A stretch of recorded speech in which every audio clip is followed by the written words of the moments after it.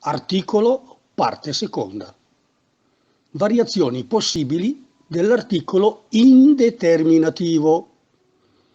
Quando la parola che precede l'articolo termina per vocale, la O di una, si elide e viene sostituita da un apostrofo nel caso in cui, primo, la parola che segue l'articolo, se di genere maschile, inizia per vocale e non sia accentata. Esempio, u incontra namis. Secondo, la parola che segue l'articolo inizi per consonante, ma sia di genere femminile.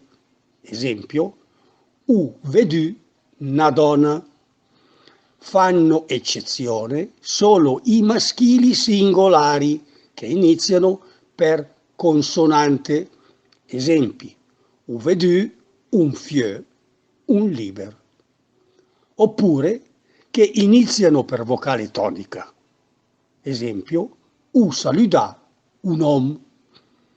L'espressione italiana gli uni, gli altri si può tradurre in milanese solo con altre forme. Questi chi mangen, qui là beven.